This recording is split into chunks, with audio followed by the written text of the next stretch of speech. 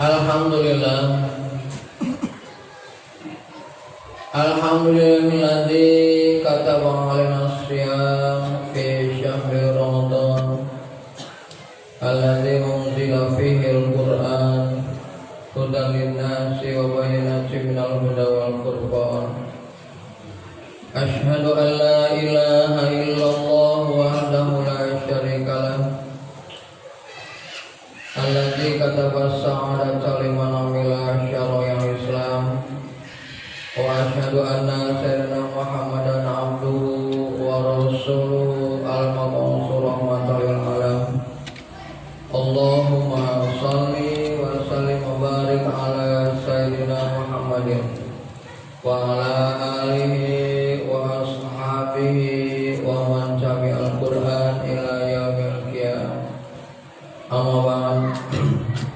Usini wa yakum bi taqwallah faqad faza man ittaqa wa khaba man sawa. Qala Allah ta'ala fi Qur'anil a'udzu billahi minasy syaithanir rajim. Ya ayyuhalladzina amanu kutiba 'alaikumus syiyam kama kutiba 'alal ladzina min qablikum la'allakum tattaqun. Shadaqallahul 'azim. Jamaah Jumat yang berbahagia, marilah kita bersyukur karena Allah telah memberi umur kita sehingga mampu menjalankan ibadah Ramadan pada tahun ini. Mudah-mudahan dapat kita optimalisasi sehingga Ramadan bermanfaat dan berguna bagi kita, dan insya Allah mudah-mudahan Ramadan akan menghantarkan kita pada kehidupan yang penuh dengan keberkahan, matinya dalam husnul khotimah yang insya Allah akan berguna bagi kehidupan dunia dan akhirat kita. Jamaah, ada yang menarik dari puasa. Yang Allah panggil itu ya ayyuhalladzina amanu, bukan ya ayyuhan nas, dan juga bukan ya ayyuhalladzina aslamu, bukan hai sekalian manusia, atau bukan hai orang-orang muslim atau orang-orang Islam. Kenapa Allah panggil orang-orang yang beriman? Orang-orang yang beriman itu pasti tahu dan pasti mau. Kalau orang-orang manusia biasa, ya ayuhan nas, itu biasanya Allah mengajak untuk mengimani Allah, untuk mengerti Allah, untuk memahami Allah, untuk memahami agama kita dan lain sebagainya. Dan kalau dipanggil ya ayyuhalladzina aslamu, biasanya orang Islam itu tahu tapi sulit mau, sulit paham, sulit ngerti dan lain sebagainya. Jadi orang-orang iman itu orang yang tahu dan pasti mau. Apa yang perlu diketahui oleh kita terhadap puasa ini? Pertama yang harus kita ketahui bahwa puasa ini memang diperintahkan oleh Allah. Yang kedua, kita harus tahu hikmah dan manfaat puasa. Yang ketiga adalah kita harus tahu feedback atau hasil dari puasa. Ya, bagaimana maunya kita? Ya insya Allah kita akan lanjutkan. Jamaah yang berbahagia, puasa itu Allah yang memerintahkan. Zat yang maha segala-galanya yang memerintahkan. Zat yang sangat tahu siapa kita. Jadi dengan demikian jamaah yang berbahagia, kalau Allah sudah yang memerintahkan, maka pastilah banyak yang akan kita petik dan hasil yang luar biasa dari puasa. Oleh sebab itu jamaah yang berbahagia, sampai Rasulullah SAW itu menyampaikan as-saumu li sini. Wa ana ajzibi. Puasa itu untukku dan aku yang akan membalasnya. Jemaah, kalau puasa ini untuk Allah, maka insya Allah yang paling penting itu kita mengerti bahwa Allah itu mampu segala-galanya. Allah yang mampu memberi ketenangan, Allah yang mampu menjalankan hati kita bagaimana arah hati kita. Allah yang mampu memberikan kedamaian dan lain sebagainya.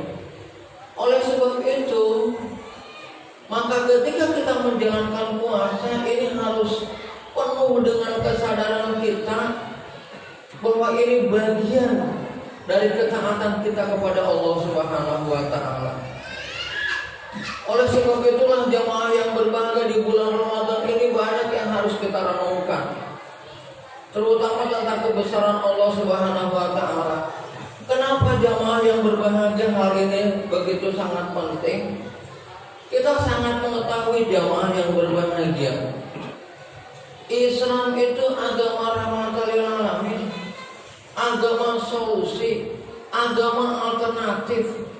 Kadang-kadang umat Islam masih gak mau menjalankan agamanya gitu, masih kurang percaya terhadap agamanya. Kalau kata Allah, coba jadilah kamu itu bagian khalifah, jadilah kamu itu wakil Allah di muka bumi ini, dan akhirnya akan menciptakan kekhalifahan dalam artian struktur hidup kita. Arti kita sebagai khalifah jamaah yang berbahagia adalah kita ingin menyampaikan apapun informasi-informasi yang sangat berharga sebenarnya bagi manusia, dijalankan dari Allah. Terkadang kita ngobrol, kita tidak masukkan kehendak Allah dalam ngobrol kita. Akhirnya kebesaran Allah itu berkurang di kita. Kita ini sebenarnya, apakah benar kita ini cinta sama Allah, rindu sama Allah, ingin menjalankan agama Allah? Kalau kita cinta sama Allah, kok sedikit banget ucapan Allah dalam ngobrol kita.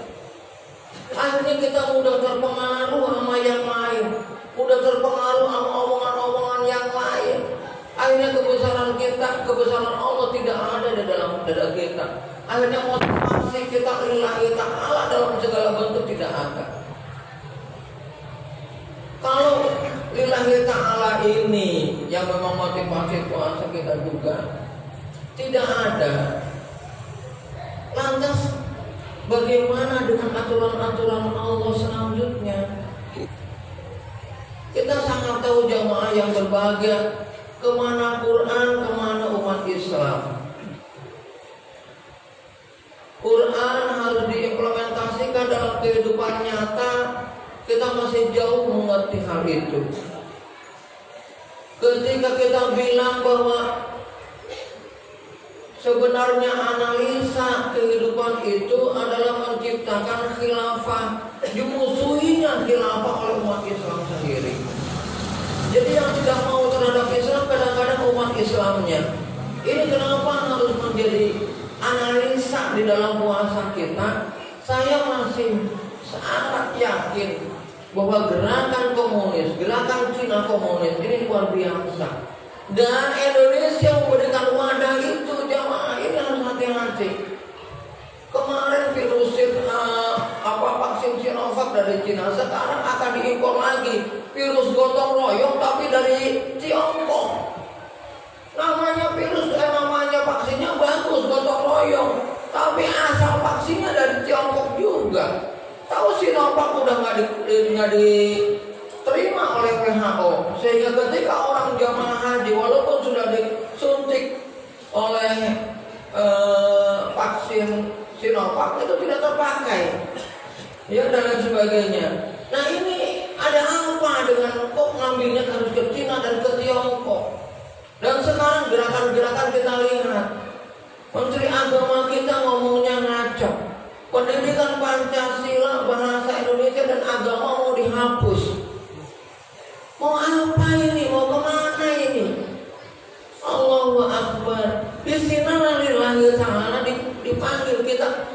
sebagai orang yang menjalankan nilai-nilai dari Allah, kita dipanggil harus berani.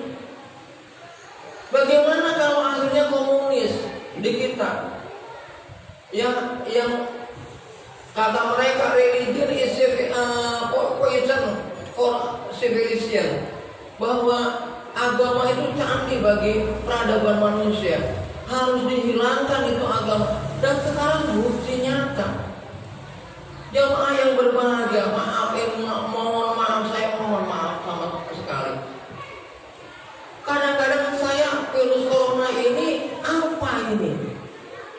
Kok semakin menjauhkan nama Allah? Apa rekayasa supaya orang nggak bisa ibadah haji, supaya orang jarang ke masjid, supaya shop-shop itu renggang, setan mudah masuk, supaya tahun akbar nggak ada.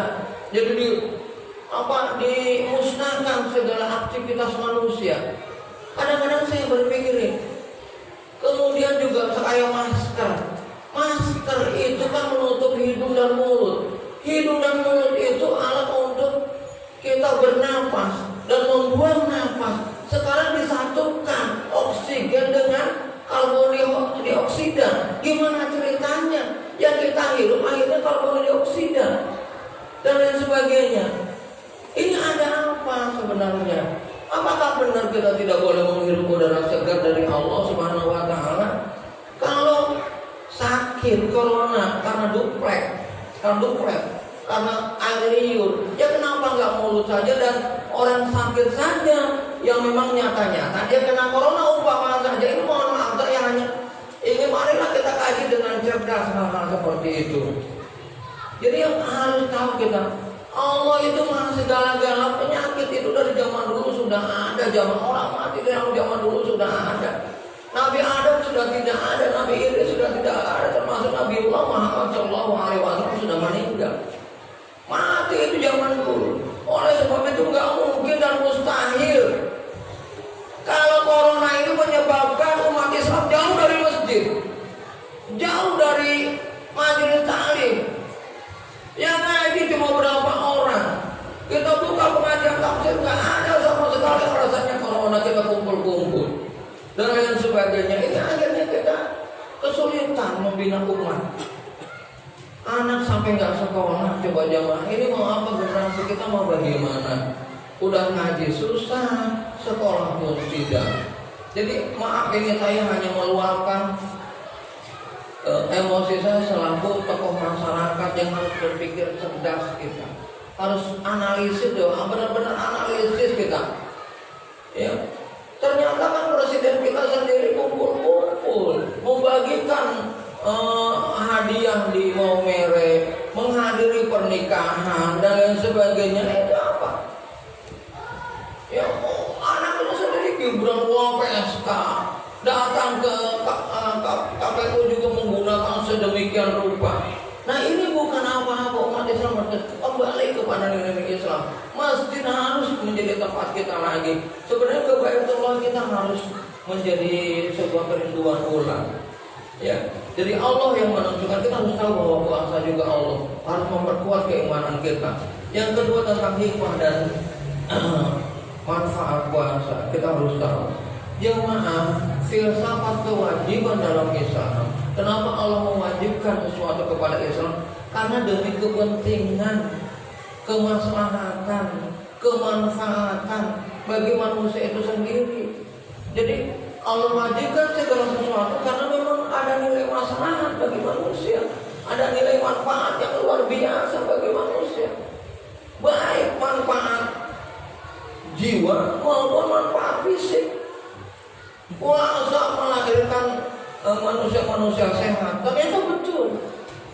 Ya, yang jadi masalah kita hanya tidak mengaplikasikan nilai-nilai Islam.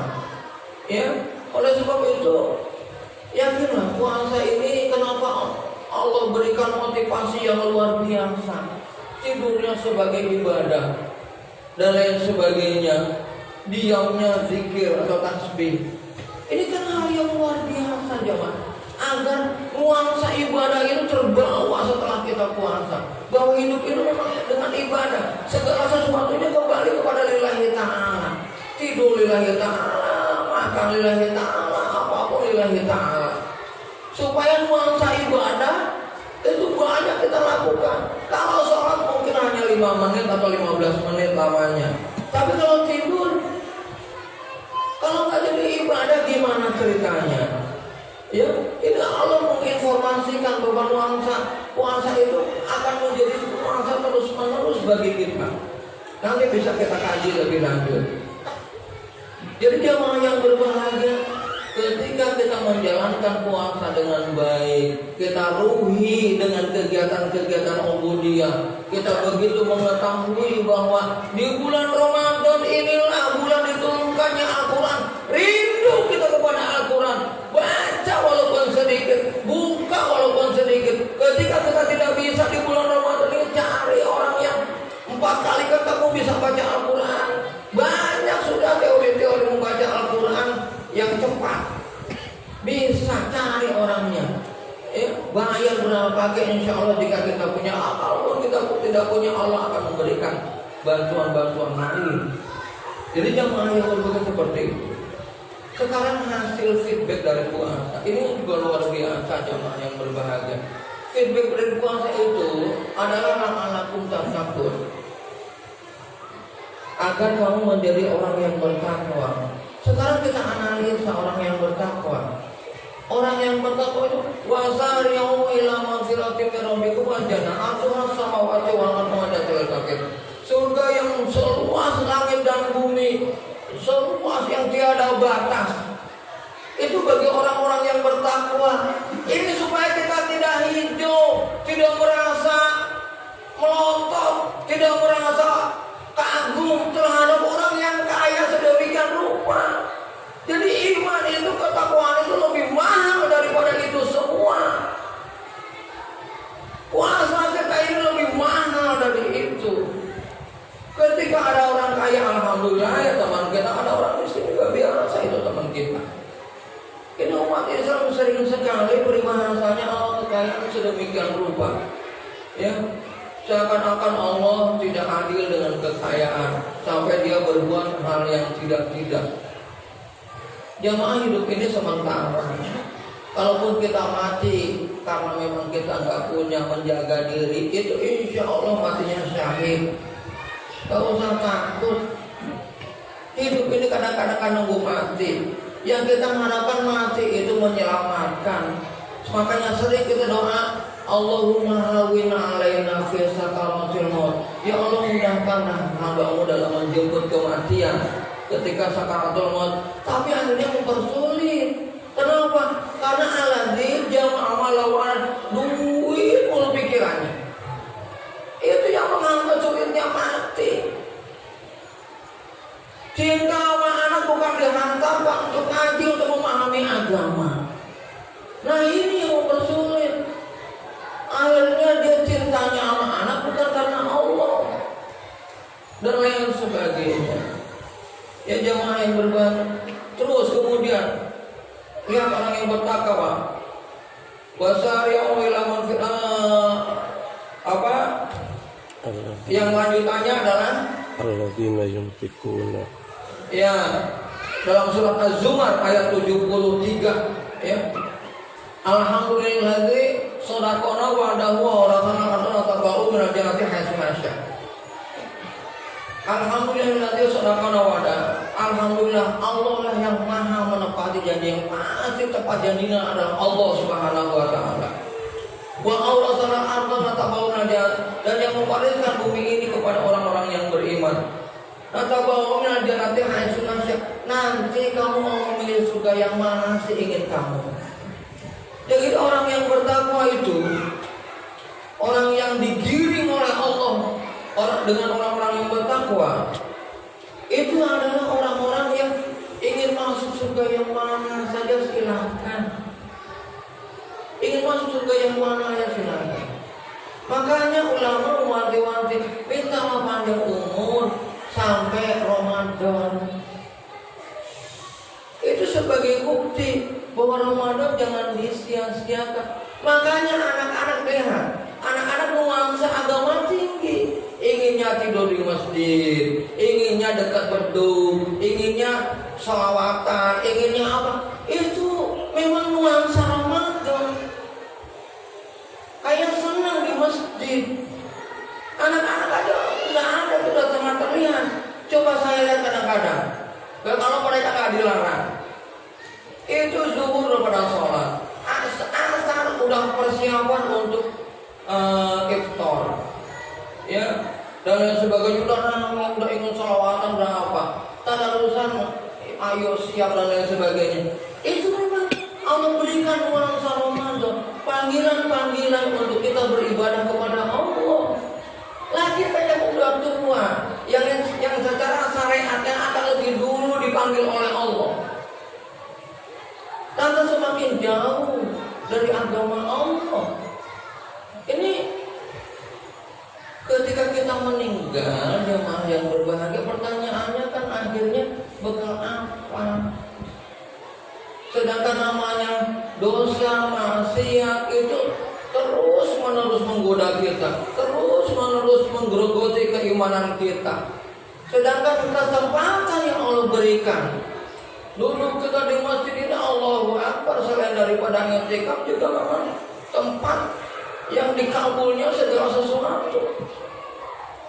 Ya jemaah ya, mudah-mudahan insya Allah ya, untuk nilai maunya mudah-mudahan suatu saat saja, karena memang waktunya yang sulit. Jadi jemaah yang berbahagia, sekali lagi, puasa itu hal yang sangat luar biasa bagi kita. Ini perintah Allah menunjukkan apakah kita taat sesungguhnya tidak kepada Allah, akan berusaha maksimal tidak kepada Allah, akan menjadikan pelajaran penting tidak untuk kehidupan selanjutnya. Barakallahu li wa lakum fil Qur'an wa nafa'ani wa iyyakum bima fihi min al-ayati wa dhikril hakim. Aqulu qawli hadza wa astaghfirullah li wa lakum wa li sairil muslimin wal muslimat fastaghfiruhu innahu huwal ghafurur rahim. Fa yaghfiru